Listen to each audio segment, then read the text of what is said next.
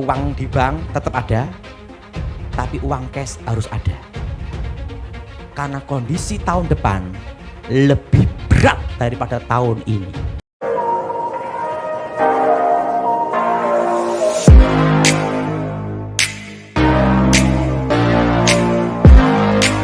Shalom sahabat John Prekado, senang sekali bisa bertemu kembali dengan sahabat di channel ini. Terima kasih sahabat sudah setia mengikuti channel ini sampai hari ini. Saya berdoa kepada Tuhan, kiranya Tuhanlah yang membalas dan memberkati kita semua.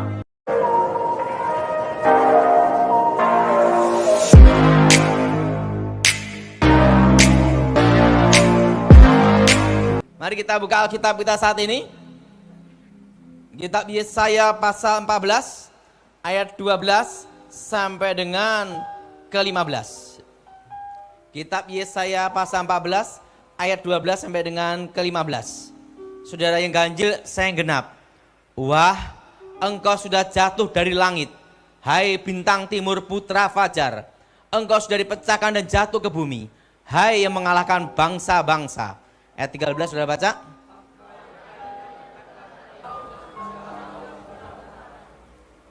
Aku hendak naik mengatasi ketinggian awan-awan, hendak menyamai yang maha tinggi. Nah, saudara, saya mau tanya, siapa yang pernah baca Alkitab dalam terjemahan bahasa Indonesia tertulis kata Lucifer? Angkat tangan. Yang belum pernah lihat di terjemahan bahasa Indonesia, angkat tangan coba. Nah, yang bingung angkat tangan. Banyak grup orang bingung. Lucifer itu dalam terjemahan bahasa Inggris versi King James itu di ayat 12. Bintang timur putra apa? Fajar. Apa saudara? Bintang timur apa? Putra apa? Fajar.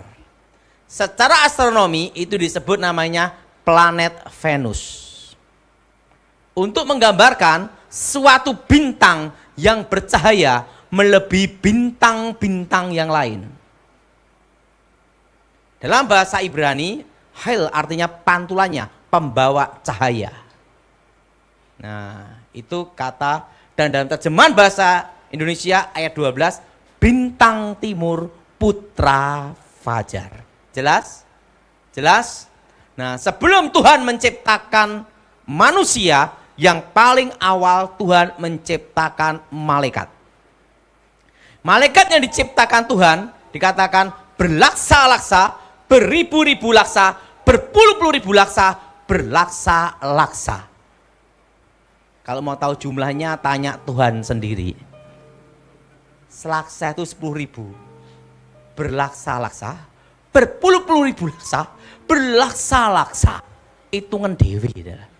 Mumet, betul lah. Kalkulatornya pedot, betul lah. Nah, berlaksa-laksa lagi. Nah, di situ pula diciptakan malaikat terkuat.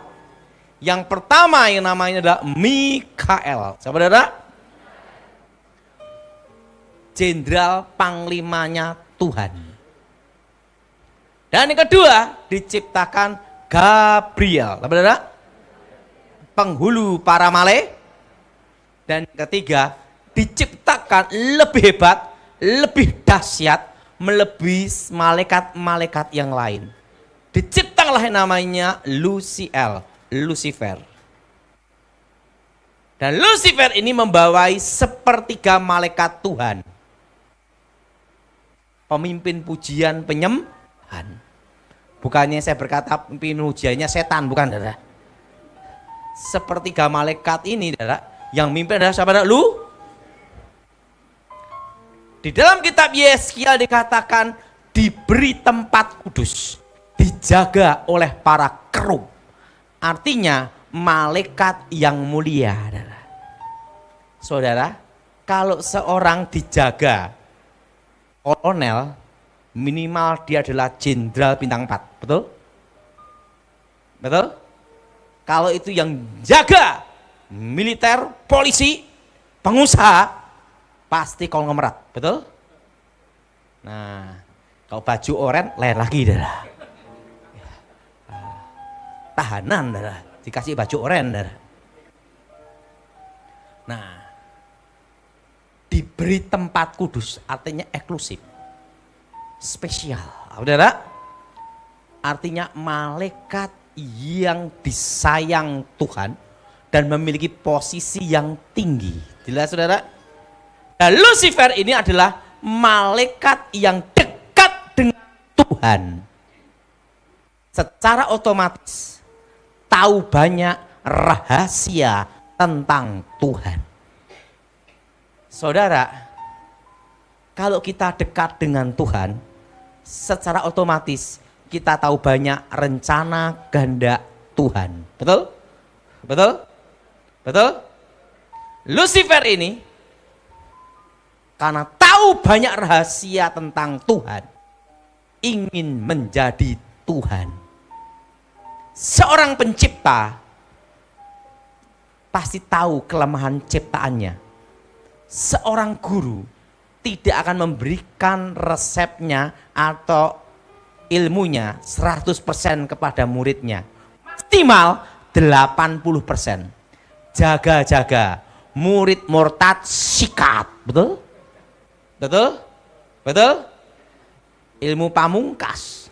Seorang Sep Koki pun ada ilmunya sendiri yang tidak diajarkan ke muridnya. Betul?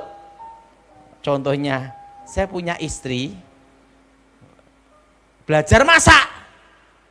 Resepnya sama, hasilnya beda loh, saudara. Berarti ada rahasia sendiri yang disembunyikan. Betul? Entah ngirisnya, entah gorengnya, entah apa. Betul? Demikian Tuhan tidak memberikan semua rahasianya adalah. Lucifer, karena tahu banyak rahasia tentang Tuhan, Lucifer ingin menjadi Tuhan. Dosa yang pertama kali terjadi itu ada di surga adalah dosa kesombongan, ingin menjadi Allah. Udah tahu, dosa paling awal dan paling tua adalah kesombongan. Akar dari segala dosa. Betul?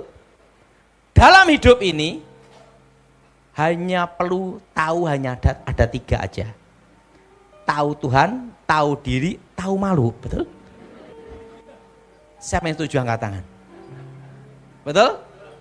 Penting tahu diri. Penting tahu malu. Kita pun kalau yang sudah menikah itu lebih tahu, saudara. Wanita secantik model apapun dikatakan cantik itu maksimal 3 bulan.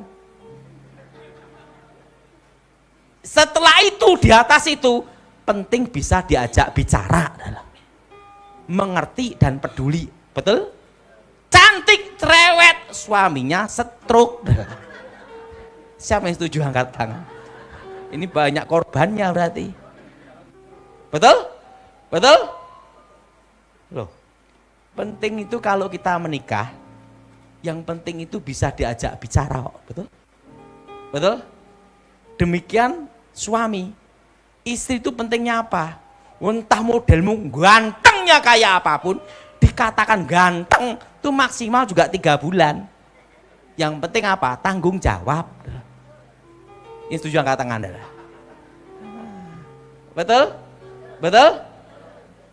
Ganteng, ndak bisa kerja, ngomong tok, maksimal setahun bubar. Makan tidur, gimana yang kuat, betul enggak? Betul? Tapi ingat, ini pesan saya. Ibu-ibu, apapun yang terjadi dalam hidupmu, dalam rumah tangga, apapun yang terjadi, tidak boleh cerai.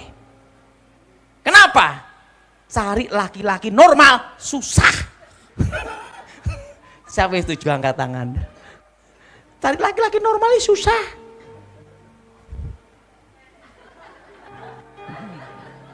Ketemu, mau kemana mas? Matilah. Ini ada pengalaman. Saya ada yang konseling. Waktu pacaran, pegang tangan tidak boleh. kudus. Mau nyium pipi tidak boleh. Laki ngomong tidak boleh, kudus. Bergandeng gini tidak boleh, kudus. Setelah nikah baru ketahuan gay. Gimana? Makanya saya beritahu, laki-laki normal susah. Apalagi cari laki-laki cinta Tuhan kaya raya, mujizat. Betul? Cinta Tuhan miskin banyak. Siapa yang setuju angkatan? Itu kenyataan kok. Betul? Betul? Aduh. Zaman sekarang itu cari laki-laki normal susah, ibu-ibu. Setuju? Setuju? Bapak angkat tangan coba. Ngomong, cari kayak gua susah. Betul? Susah. Loh, saya kan konseling banyak, Dara. Waduh. Wah, kelihatan, waktu ketemu, gagah. Enggak tahu begitu ketemu cubit bokong. Hati-hati. Betul? Udah cubit bokong, hati-hati, Dara, betul? Susah. Zaman sekarang, Dara. Apalagi cinta Tuhan, kaya raya, melayani Tuhan. Mujizat. Betul? Nah, saya beritahu pada Dara. Saudara, apapun persoalan dalam hidupmu, dalam rumah tangga, selama suamimu normal, jangan cerai udah. Ini setuju angkat tangan, Dara. Wah, artinya penuh penderitaan. Apapun terjadi jangan apa? Cerai. Selama laki-lakimu apa? Normal. Nah, Pak, kalau terlanjur nikah sama gini-gini gimana, Pak? Ya, jangan cerai. Berdoa sungguh-sungguh, Tuhan rubah walaupun penderitaan. Berdoa terus sampai apa? Pokoknya apa yang terjadi jangan apa? Cerai. Tidak boleh cerai. Nah, saudara, Lucifer memimpin pemberontakan, merencanakan pemberontakan, mengkudeta Tuhan. Terjadilah pertempuran di surga. Yang berpihak pada Tuhan 2/3, yang melawan Tuhan 1/3. Lucifer kalah, dibuang ke bumi. Jadilah iblis. Jadilah apa, Saudara? Jadilah apa, Saudara? Ular naga tua, Satan, rajanya para setan. Rajanya, Saudara. Nah, 1/3 malaikat ini jadilah roh-roh jahat di udara, penguasa di udara, jin-jin. Jadi namanya setan, kuntilanak, itu setan menyamar, Saudara. Itu kuntilanak. Wujud setan asli sampai sekarang tetap malaikat. Tetapi dalam penampakannya itu menggunakan legenda kepercayaan setempat. Dan setan paling serem-serem di dunia itu di Indonesia. Yang modelnya macam-macam. Coba setan Eropa, Dracula atau serigala. Lah setan Indonesia ada suster ngesot ada kuntilanak, wewe gombel, macam-macam. Dan setan Indonesia serem-serem, betul? Betul? Berdasar apa? Kepercayaan. Nah, wujud aslinya tetap malaikat. Dalam hidup ini yang paling mengecewakan dan yang menyedihkan kalau kita dikhianati orang yang terdekat dengan kita. Betul? Orang yang terdekat dengan apa? Kita. Demikian Tuhan. Tuhan sedih karena pemberontakan Lucifer. Tapi Tuhan perlu teman untuk bicara. Kan tidak mungkin kita punya teman bicara kalau kita mahasiswa, minimal teman bicaranya adalah SMA. Betul? Betul? Betul? Tidak mungkin kita mahasiswa temannya anak TK. Tidak levelnya, tidak bisa nyambung. Betul? Tuhan perlu teman untuk bicara. Karena Lucifer diciptakan lebih mulia melebihi malaikat yang lain. Dan ingat, malaikat paling sempurna di antara para malaikat dan paling mulia. Untuk menggantikan posisi Lucifer, diciptakanlah manusia. Maka Alkitab berkata manusia itu diciptakan lebih mulia melebihi malaikat. Bukan dalam perjanjian baru dikatakan malaikat-malaikat Tuhan melayani orang-orang percaya. Maka diciptakanlah manusia segambar serupa dengan Tuhan. Ngomong sebelahnya, kamu bukan monyet. Nah, saya masih ingat waktu dulu masih latihan bela diri, mau mantra-mantra macam-macam, saudara. Tiap hari sebelum latihan atau habis latihan makan pisang. Bosan saya makan pisang. Saya tanya sama guru saya, kenapa saya makan pisang setiap hari? Itu ada gunanya. Ingat, monyet makan pisang maka tidak stroke. Nah, maka itulah kamu makan pisang. Ingat saudara, manusia diciptakan lebih apa saudara? Lebih mulia, segambar serupa dengan Tuhan. Dan Tuhan bicara, segala buah-buahan biji, berbuah biji boleh engkau makan, kecuali buah di tengah, pengetahuan yang baik dan yang jahat. Lucifer marah, Lucifer kecewa. Seorang direktur kalau dipecat, dia marah sampai ganti, betul? Dulunya malaikat paling mulia menjadi malaikat yang paling rendah. Dulu malaikat yang dekat dengan Tuhan, malaikat yang dibuang jauh dari hadirat Tuhan. Dulu malaikat yang disayang menjadi malaikat yang paling dibenci. Siapa yang menggantikan dia? Manusia. Itulah namanya awalnya peperangan antara manusia dengan setan. Maka tidak ada setan goda kambing, tidak ada.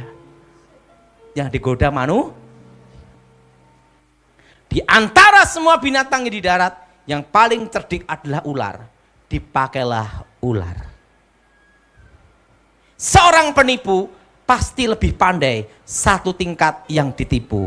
Buktinya bisa ketipu. Betul? Betul? Dipakailah ular. Kalau engkau makan buah itu, engkau jadi seperti Allah. Tahu yang baik dan yang jahat. Hawa tergoda, pergilah ke Adam. Engkau makan buah itu, jadi seperti Allah. Adam dan Hawa jatuh ke dalam dosa, ingin menjadi Tuhan. Yang jadi pertanyaan, kenapa manusia diampuni, setan tidak? Betul? Kan tidak ada setan rame-rame bertobat dibaptis Thomas. Tidak ada. Pertobatan setan kan tidak ada. Tidak ada, betul? Ingat, saudara. Setan tidak diampuni. Tuhan itu kan adil. Kenapa manusia diampuni, setan tidak? Ini yang protes manusia. Kenapa? Waktu saya seminar yang tanya manusia, saudara. Tuhan itu kan adil. Kenapa manusia diampuni, diberi kesempatan, setan tidak? Lucifer dan sepertiga malaikat melawan Tuhan dari keinginannya sendiri, merencanakan mengkudeta, pemberontakan melawan Tuhan. Dari keinginan sendiri merencanakan pemberontakan. Beda dengan manusia. Manusia tidak ada tujuan dan tidak ada rencana melawan Tuhan. Tapi manusia digoda setan untuk melawan Tuhan. Kasus pembunuhan berencana, hukumannya berat, maksimal mati, minimal seumur hidup. Pembunuhan tidak berencana, ada keringanan, betul? Apalagi pembelaan diri, beda lagi. Tapi ingat, kalau yang bunuh orang gila, bebas. Betul? Karena hakim tidak bisa ngadili orang gila. Kalau hakim bisa ngadili orang gila, hakimnya? Nah, makanya orang gila tidak bisa dihukum itu, betul? Nah, Ingat, kenapa manusia diberi kesempatan pengampunan di dalam Yesus Kristus? Kenapa? Karena manusia tidak merencanakan. Jelas? Yang kedua, apa buktinya kita diciptakan sebenarnya menggantikan posisi Lucifer? Nanti di surga tidak ada yang khotbah dan tidak ada yang ngedarin kantong kolektor. Dijamin itu. Di surga tidak ada perpuluhan loh, saudara. Di surga yang adalah memuji menyembah. Ingat, memuji menyembah itu tugasnya siapa dulunya? Malaikat, Lucifer, pemuji penyembah. Hidup hanya ada dua pilihan dan harus dipilih salah satu. Di surga nyanyi nonstop. Kedua, di neraka digebuki pukuli nonstop. Nah, milih mana sekarang? Tidak ada yang abstain dah. Siapa yang mau nyanyi nonstop, angkat tangan. Tidak ada pilihan daripada digebukin pukuli nonstop. Makanya di gereja itu sebenarnya training latihan nyanyi. Olah pemanasan dulu, olahraga dah. Karena di surga nanti nyanyi terus. Makanya saudara kalau di gereja harus banyak nyanyi. Ngomong sebelahnya, ingat training dulu. Dah. Jelas? Jelas? Nah, jadi ingat. Kenapa Tuhan perlu menciptakan langit yang baru, bumi yang baru? Ikutin saya semua. Karena langit yang sekarang ini, apa saudara? Ikutin saya semua. Langit yang sekarang ini ada dosa. Dosa apa? Pemberontakan Lucifer. Dan bumi yang sekarang ini ada dosa. Dosa pemberontakan manusia. Maka Tuhan perlu ciptakan langit yang baru dan bumi yang baru. Yerusalem baru. Dan berikutnya, siapa yang bisa mengalahkan Lucifer? Karena Lucifer adalah malaikat terkuat. Hanya ada 3. Pertama adalah Tuhan Yesus sendiri. Elohim menjadi manusia. Kedua, dikeroyok malaikat. Untuk mengalahkan Lucifer itu malaikat perlu mengkeroyok. Makanya perlunya doa peperangan. Daniel berdoa. Tuhan mengutus Gabriel. Di tengah jalan disabotase penguasa media Persia, Lucifer. Gabriel kewalahan, minta tolong Mikael. Mikael turun dari surga. Mikael dan Gabriel mengkeroyok rame-rame Lucifer. Baru Lucifer kalah. Mikael kembali ke surga. Gabriel menemui Daniel, memberikan wahyu akhir zaman. Jelas? Dan yang ketiga, dikalahkan oleh orang-orang percaya dengan kuasa nama Yesus dan kuasa darah Yesus.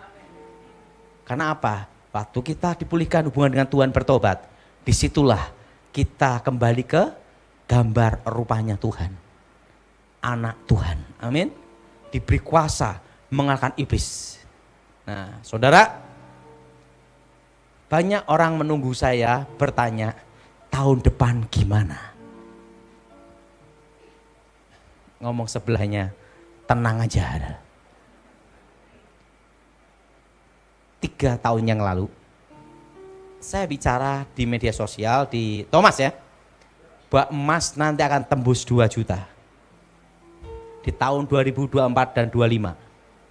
Yang masih ingat angkat tangan. Dan itulah tanda terjadinya inflasi terus sampai 2027. Dan ingat, setelah emas 2 juta ini, tanda saudara semua pegang uang cash. Uang di bank tetap ada, tapi uang cash harus ada. Karena kondisi tahun depan lebih berat daripada tahun ini. Paham di sini? Paham di sini? Karena kita akan mengalami kondisi seperti ini, hanya bertahan dan nanti bergerak di 2027. Dan Indonesia benar-benar pulih itu 2032. Paham di sini? Paham di sini? Jelas? Makanya saya memberitahu semua pelaku usaha dan bisnis sejak 3 tahun yang lalu untuk bertahan di 2025 dan 2026, yaitu apa? Jangan utang bank. Kalau udah terlanjur utang gimana? Jangan nambah lagi. Stop. Bertahan apa adanya. Siapa yang setuju angkat tangan, saudara? Dan jangan ada pengembangan bisnis baru apapun.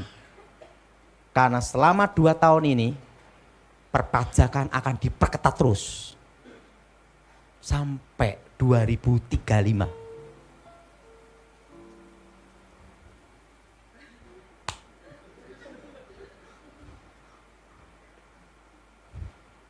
Sampai 2035 perpajakan akan diperketat terus sampai 2035.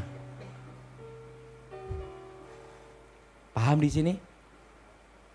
Dan waktu itu saya bicara, setelah emas tembus 2 juta, semua harus simpan perak dan tembaga. Investasi di situ. Dan saham perak dan tembaga 5 tahun lagi akan naik menjadi blue chip. Kenapa? Karena nanti perak tembaga alternatif pengganti emas. Karena emas terlalu mahal, sehingga perhiasan-perhiasan nanti, ini nanti 35% pakai emas. Tetapi sisanya perak dan tembaga. Paham di sini, saudara? Dan emas hanya di safe haven untuk cadangan. Safe haven aja. Tetapi perak dan tembaga nanti banyak dipakai untuk industri. Mobil, elektromagnetik, dan perangkat-perangkat lainnya adalah. Dan itu menjadi kebutuhan cadangan dunia, pasokan dunia kan terbatas. Adalah. Itu nanti akan naik di 2035, naiknya bukan 10%, lipat saudara. Yang umur di bawah 50 atau 60 ke bawah, simpen perak tembaga.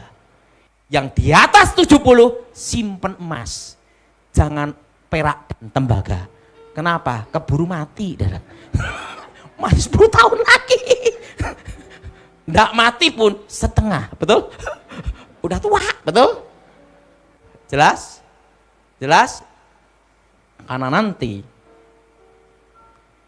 sekarang aja, dalam waktu dekat, udah naik 40% dan perak, tembaga. Ini nanti akan nyusul terus. Dek, dek, dek, dek, dek, dek, dek. Dan Pak, gimana untuk bertahannya bisnis atau perusahaan kita? Yang penting sekarang apa yang ada perkuat. Kedua, kurangin pengeluaran. Kurangnya udah? Kencangkan ikat pinggang. Yang tidak boleh dikencangnya adalah persembahan gereja. Kenapa? Kasihan Pak Pendeta. Iya Pak Thomas. Mumet. Kencangin ikat apa? Di perusahaan. Dan ingat, nanti di masa depan akan tercipta generasi alfa. Anak-anak di bawah usia 30 tahun hanya mengharapkan 4 aja. Hibah, wasiat, warisan, dan yang ketiga dimodali orang tua. Karena perpajakan diperketat sampai 2035 akan berimbas seperti itu. Kamu punya uang 5 miliar, kerjamu apa? Gajimu apa? Laporan SPT-mu berapa? Dari situlah tercipta generasi alfa. Jelas? Nah, kenapa semua saudara saya suruh untuk beli tanah, berkebun? Karena di masa depan, ini sudah tahu, di masa depan krisis pangan dan harga pangan akan naik. Paham di sini, saudara? Paham di sini? Kenapa beli tanah? Untuk mempersiapkan generasi selanjutnya. Karena generasi selanjutnya hanya mengharapkan sebagian besar loh ya, tidak semua. Sebagian besar mengharapkan dari saudara. Yang setuju angkat tangan, saudara. Mau angkat tangan bingung juga. Itu kenyataan. Saudara, gaji 10 juta. Tinggal di Jakarta. Mau nyimpen uang 1 miliar. Mau berapa tahun? Hitung sendiri. Perlu makan pula lainnya. Itu bisa kalau kerja ikut orang 10 juta. 15 tahun aja belum tentu loh, saudara. Betul? Betul? Betul? Ingin setuju angkat tangan, saudara. Betul? Saya mau tanya, mereka mengharapkan dari siapa? Orang tua. Akan tercipta generasi alfa. Sebagian besar itu nanti tahun ini dimulai yang usia di bawah 30. Jelas? Jelas? Jelas? Jelas? Dan ingat, dari saudara semua yang punya tanah hak GU, hak GB, segera dinaikkan ke hak milik. Dan harus itu akan dimulai di tahun 2032. Dan nanti di 2035 akan terbit undang-undang pembatasan hak kepemilikan tanah. Dan nanti akan ada pembatasan hak GU dan hak GB. Mungkin sekarang urusan 400 hektar, nanti turun lagi sampai 2035, saudara. Membatasi hak kepemilikan. Makanya saudara semua yang tanahnya hak GB, hak GU, segera naikkan semua ke hak milik, saudara. Ini setuju angkat tangan, saudara. Jelas? Undang-undang itu terbit di tahun 2035. Kok bisa tahu Pak Daud?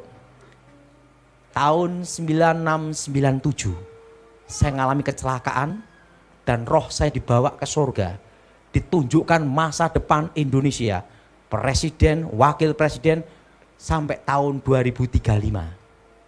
Ada yang tanya sama saya, di atas 2035 dikasih tahu enggak Pak Daud? Enggak dikasih tahu. Kenapa? Ya enggak tahu.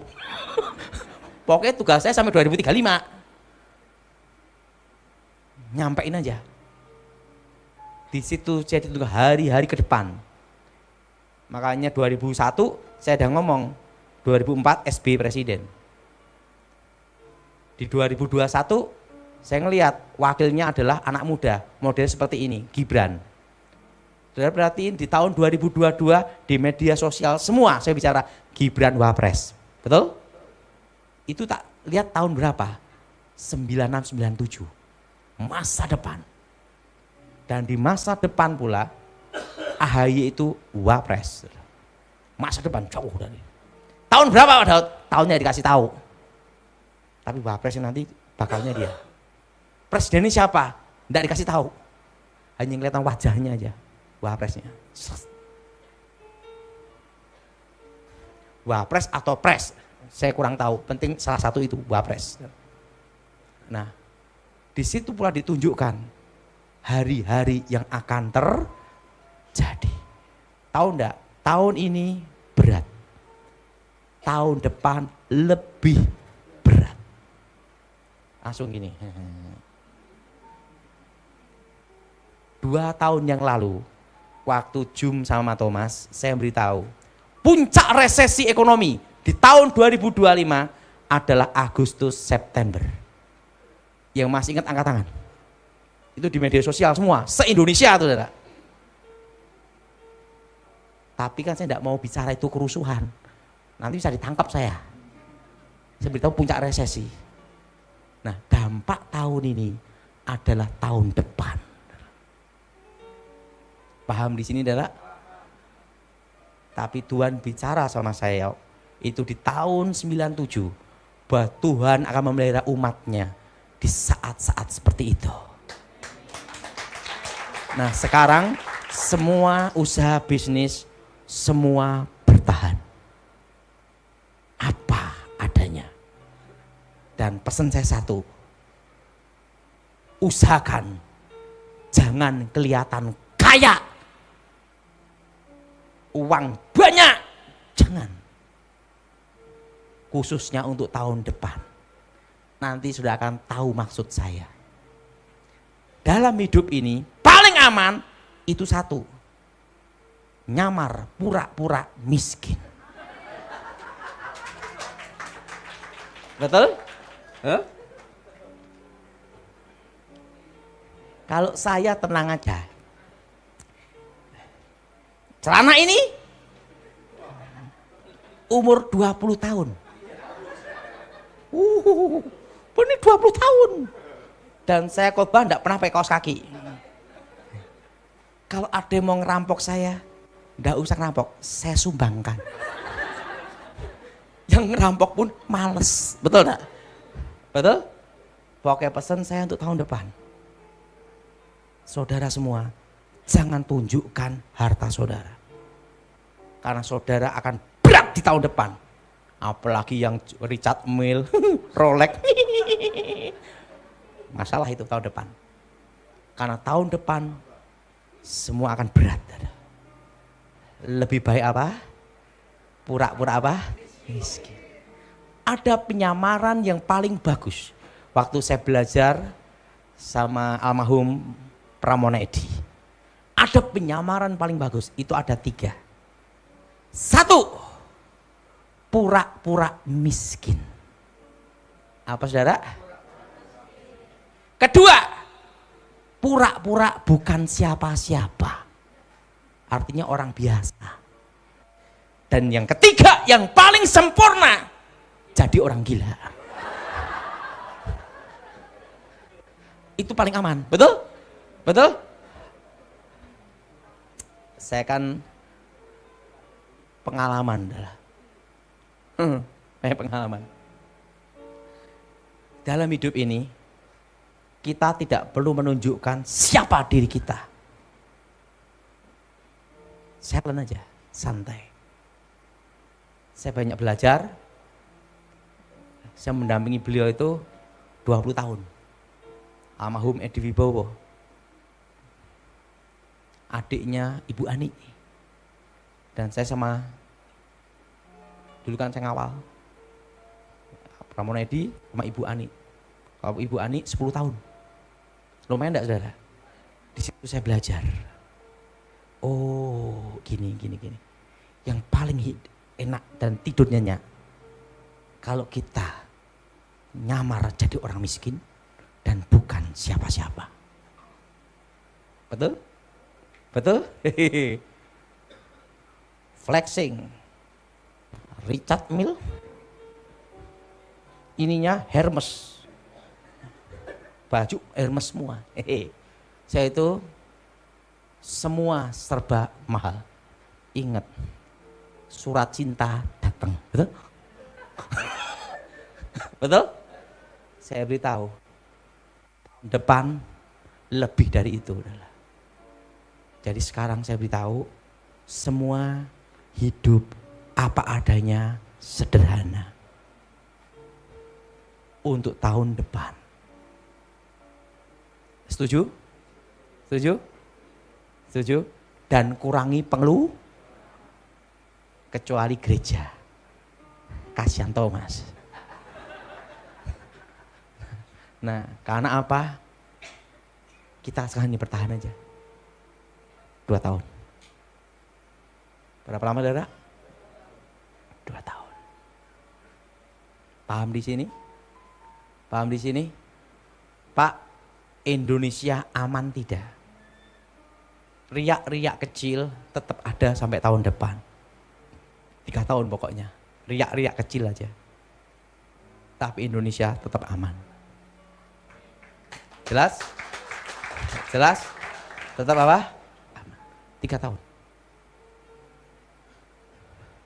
Dan ingat, usahakan saudara uang cash untuk hidup sehari-hari, tetapi investasi harus ada. Itu tanah dan emas, perak, tembaga. Karena apa?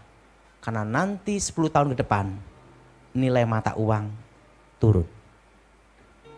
Jelas? Inflasi.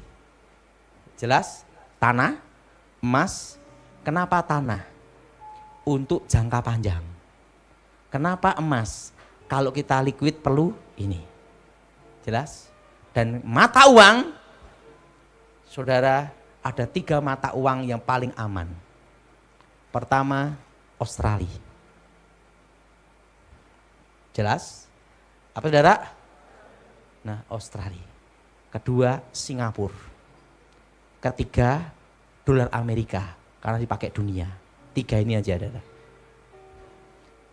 Kebutuhan kan terbatas, saudara. Jadi Australia, saudara. Jelas, saudara? Saya hanya beritahu itu. Setelah saya beritahu, ini berlaku untuk tahun depan semua. Pertama justru Australia, saudara. Australia kan stabil. Kita sekarang ini perlu kestabilan. Paham di sini, saudara? Apa, saudara? Nah, emas itu untuk apa? Liquid, kalau ada sesuatu dijual. Ngerti, saudara? Untuk apa? Supaya tidak ngedrop dalam inflasi 10 tahun ke depan. Dan saudara, dolar karena itu mata uang dunia, kan saudara? Jadi saudara, nanti di 2032 ke atas, nanti secara bertahap akan kembali. Safe haven cadangan itu emas.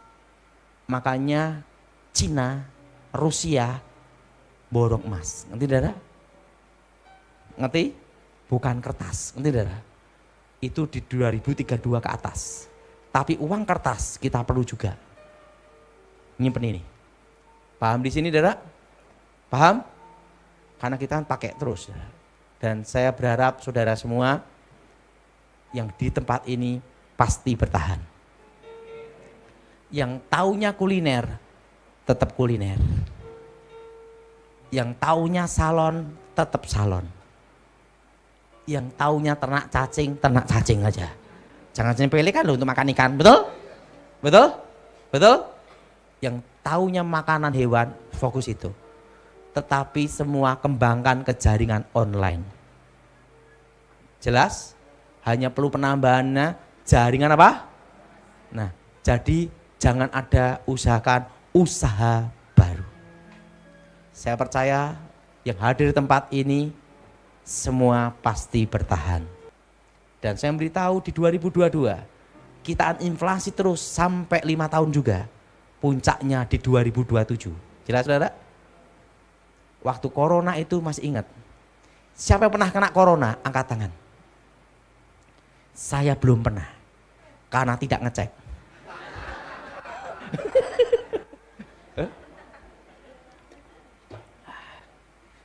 Ada cerita. Ini kisah nyata. Saya itu khotbah, diminta khotbah di Surabaya. Live streaming, oke. 2021 itu lah. Dijemput di rumah. Drivernya matanya merah sambil gini. Saya mau jemput Pak Daud. Dijemputlah naik mobil, lepas masker. Satu mobil. Itu waktu corona delta. Udah 1 jam. Jalan tol Ngawi itu. Pak Daud, saya ini sebenarnya di karantina. Saya kena corona, Pak. Tapi Pak Pendeta minta saya untuk jemput Bapak, maka saya jemput Bapak. Bayangin dah. Ini jadi pertanyaan, apa maksud mau lompat tol lah? Corona. Saya tuh bersyukur sama Tuhan, dah. Memang ada yang ngomong Pak Daud tuh susah mati, nyawanya alot, dah. Memang benar juga, dah. Malaikat maut mau jemput saya enggak jadi terus, dah. Ini saya off, dah ya.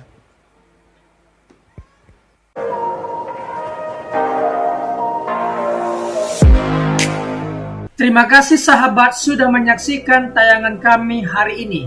Saya percaya kita pasti diberkati. Apabila kita diberkati dengan tayangan hari ini, marilah kita dengan murah hati share video ini kepada teman-teman kita yang lain, agar mereka juga diberkati.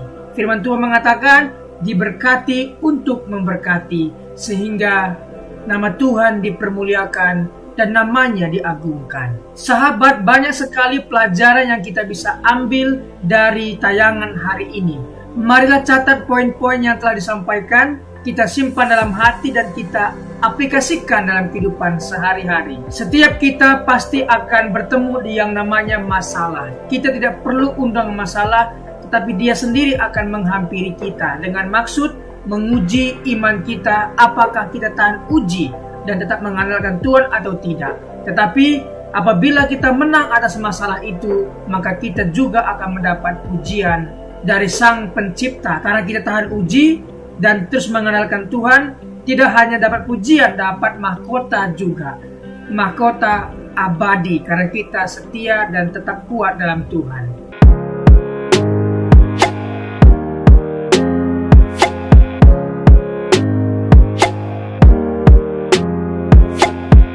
Shalom, dalam kesempatan kali ini kita akan belajar satu tema yang tentu pasti akan memberkati kita, yaitu memilih yang benar.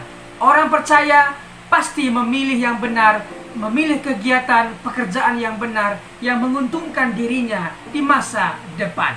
Apabila hari libur, apakah yang akan kita lakukan? Apakah kita bermain game sepanjang hari dan membuka aplikasi main game sepanjang hari? Apakah itu yang akan kita lakukan? Orang percaya pasti menggunakan waktu yang sangat bijak, bisa belajar, bisa beristirahat, dan juga bisa membantu orang tua. Jadi sekali lagi, orang percaya pasti menggunakan waktu sebaik-baiknya. Dia belajar, dia juga beristirahat, dan dia juga membantu orang tua, membantu orang-orang di sekitarnya. Sekali lagi, orang percaya pasti memilih yang benar. Ingat, 3B. Yang pertama adalah belajar, bekerja, dan beribadah. Ingat hal ini, ingatlah selalu belajar, ingatlah selalu bekerja, dan beribadah kepada Tuhan kita, Yesus Kristus. Sekali lagi kita akan belajar tentang tema memilih yang benar. Kita belajar dari tokoh satu Perjanjian Lama, satunya Perjanjian Baru. Kita mulai saja belajar dari tokoh Perjanjian Lama, yaitu Nuh. Kita akan belajar dari seorang tokoh yang bernama Nuh. Hal-hal apa yang akan kita pelajari? Mari kita dalami. Kejadian 6-10. Tetapi kita fokus di Kejadian 6 ayat 5-8. Mari kita baca firman Tuhan. Ketika dilihat Tuhan bahwa kejahatan manusia besar di bumi dan bahwa segala kecenderungan hatinya selalu membuahkan kejahatan semata-mata, maka menyesallah Tuhan bahwa ia telah menjadikan manusia di bumi dan hal itu memilukan hatinya. Berfirmanlah Tuhan, aku akan menghapuskan manusia yang telah kuciptakan itu dari muka bumi, baik manusia maupun hewan dan binatang-binatang melata dan burung-burung di udara, sebab aku menyesal bahwa aku telah menjadikan mereka. Tetapi Nuh mendapat kasih karunia di mata Tuhan. Mari kita pelan-pelan mempelajari ayat ini. Pertama, ketika dilihat Tuhan dari sorga, Tuhan melihat ke bumi dan dia melihat dan mendapati kejahatan manusia besar di bumi, dan bahwa segala kecenderungan hati manusia selalu membuahkan kejahatan semata-mata. Di sini kita tahu bahwa alasan Tuhan marah itu karena ulah manusia. Kita lihat ulah manusia ini mengakibatkan hal apa saja. Pertama, Tuhan menyesal ya karena ulah manusia itu, sehingga lingkungan sekitar, yaitu hewan, binatang-binatang juga mendapat hukuman dari Tuhan. Jadi dari ayat ini kita bisa tahu bahwa Tuhan menyesal karena ulah manusia, dan dampak dari itu hewan-hewan pun mendapat resiko, mendapat konsekuensinya dari perbuatan manusia. Ketika kita membuang sampah sembarangan, apa yang terjadi? Tentunya pencemaran air. Binatang yang hidup di air tercemar dan hewan-hewan atau binatang yang hidup di air bisa mati karena ulah manusia membuang sampah sembarangan. Jadi, marilah kita menjaga lingkungan kita sebaik-baik mungkin. Baca 7 ya. Berfirmanlah Tuhan, aku akan menghapuskan manusia yang telah kuciptakan itu dari muka bumi, baik manusia maupun hewan, dan binatang-binatang melata, dan burung-burung di udara, sebab aku menyesal bahwa aku telah menjadikan mereka. Tuhan menyesal karena manusia, karena itu hewan pun kena dampaknya. Tetapi Nuh mendapat kasih karunia. Mengapa Nuh mendapat kasih karunia? Mari kita dalami. Siapa Nuh? Nuh adalah orang yang benar di mata Tuhan. Ingat, orang benar belum tentu benar di mata Tuhan. Tetapi orang yang dibenarkan Tuhan, yang sudah diampuni Tuhan, dimaafkan Tuhan, dihapuskan Tuhan dosanya, dibenarkan oleh Tuhan karena dia percaya, dan saya percaya kepada Tuhan dan kemudian saya dibenarkan, maka orang benar ini mestinya melakukan hal-hal yang benar yang menyenangkan hati Tuhan. Seperti Nuh. Nuh benar di mata Tuhan dan dia mendapat kasih karunia dan dia dibebaskan dari malapetaka kedahsyatan air bah. Oke, kita belajar lebih dalam lagi. Tidak mau terpengaruh oleh pikiran, perkataan, dan perbuatannya. Artinya Nuh tidak mau terpengaruh pikirannya dengan pikiran-pikiran dunia, perkataan-perkataan dunia, perbuatan-perbuatan dunia yang tidak memberikan contoh. Dia tidak mau mencemari pikirannya, perkataannya, dan perbuatannya. Kita tahu bahwa sebuah kapal tidak akan tenggelam dengan air yang di sekitarnya. Akan tetapi kapal itu akan tenggelam apabila air yang di sekitarnya sudah masuk ke dalam. Artinya kita tidak akan bisa terpengaruh apabila kita tidak mengizinkan perkataan-perkataan orang masuk ke dalam pikiran kita. Jadi pikiran kita ini adalah sebuah aset, sebuah properti yang sangat berharga. Jangan kita mau dikotori, dirusak properti kita oleh perkataan-perkataan orang. Jangan sekali-kali mengizinkan hal itu masuk ke alam pikiran kita. Tetapi mari kita pikirkan yang ada di atas, yang di sorga, yang indah, yang mulia. Itulah yang dilakukan oleh Nuh, sehingga Nuh berkenan di mata Tuhan. Senantiasa hidup bergaul dan beriman kepada Allah. Orang yang sudah dibenarkan oleh Tuhan, maka senantiasa dia bergaul dan beriman kepada Tuhan. Apa yang dia lakukan, yang ada di Alkitab yang benar, perkara-perkara yang baik, itulah yang kita lakukan. Memang dalam Alkitab banyak sekali peristiwa, banyak sekali kejadian dituliskan untuk satu hal, informasi, satu hal lagi, pengajaran.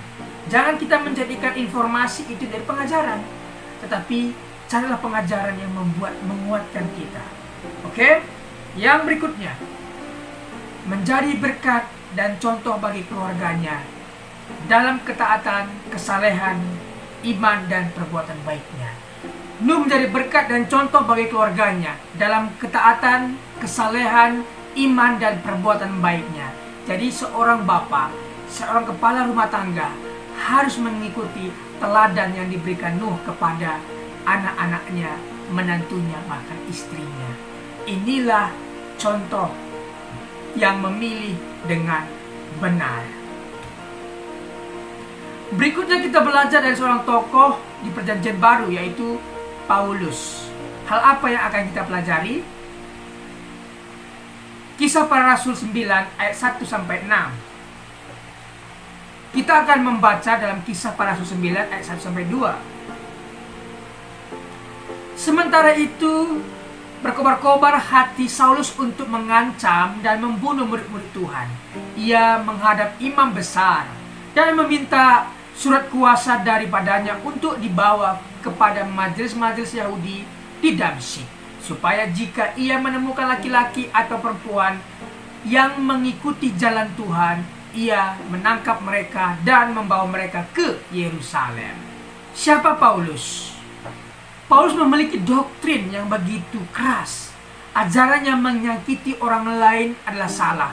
Tapi Paulus merasa benar ketika dia menyakiti orang lain, ketika dia menangkap pengikut Tuhan dan menjebloskan ke penjara, menganiaya. Dia merasa benar akan hal itu. Tetapi sekali lagi, ajaran yang menyakiti orang lain adalah salah. Tuhan tidak pernah mengajarkan, bahkan agama-agama di dunia tidak pernah mengajarkan menyakiti orang lain adalah benar. Tidak, tetapi menyakiti orang lain adalah ajaran yang salah. Orang yang bertemu dengan kebenaran, Yesus, pasti melakukan dan memilih yang benar. Kita lihat, Saulus yang begitu bengis, begitu keras, begitu kejam, ketika bertemu dengan Tuhan Yesus, dia menjadi lunak, dia menjadi bertobat, dan dia menjadi orang yang memilih yang benar. Sekali lagi, orang yang telah bertemu dengan Tuhan Yesus pasti berubah. Jadi sahabat, apabila sahabat punya nenek, kakek, bapak, ibu, apapun itu, bawa mereka dalam doamu, doakan mereka. Ketika mereka bertemu dengan Tuhan, maka mereka akan berubah. Jadi sekali lagi, orang sekeras apapun, sebejat apapun, sebengis apapun, ketika dia bertemu dengan Tuhan, pasti lunak dan mengalami perubahan yang luar biasa. Contohnya adalah Paulus ini. Paulus memilih untuk menjadi pelayan Tuhan. Ketika dia bertemu dengan Tuhan, dia dibutakan dan dia di sana bertobat, berpuasa, kemudian dipulihkan, disembuhkan butanya, dan akhirnya dia memilih menjadi pelayan Tuhan. Memang Tuhan telah memilih dia dan menyiapkan dia menjadi penginjil luar biasa. Paulus menjadi penginjil yang luar biasa. Dari 27 kitab perjanjian baru, 13 diantaranya Pauluslah yang menulis atas ilham yang Tuhan berikan kepadanya. Jadi sahabat, orang yang telah dipilih Tuhan pasti memilih yang benar. Orang yang dibenarkan Tuhan pasti melakukan hal-hal yang benar yang tentunya menyenangkan hati Tuhan. Terima kasih sudah mengikuti pengajaran hari ini. Hari ini kita belajar dari seorang tokoh bernama Nuh dan juga Paulus. Terima kasih. Apabila ada komentar, pendapat yang berbeda dengan apa yang saya sampaikan, boleh tinggalkan komentar di bawah video ini. Terima kasih. Tuhan Yesus memberkati. Mari kita berdoa. Bapa, terima kasih buat kebenaran firman Tuhan, kesaksian hidup bersama Tuhan yang telah dibagikan. Sungguh kami diberkati. Berkatilah para pembicara hari ini. Berkati pendengar setia John Pregador. Terima kasih Tuhan. Demi nama Tuhan Yesus. Amin.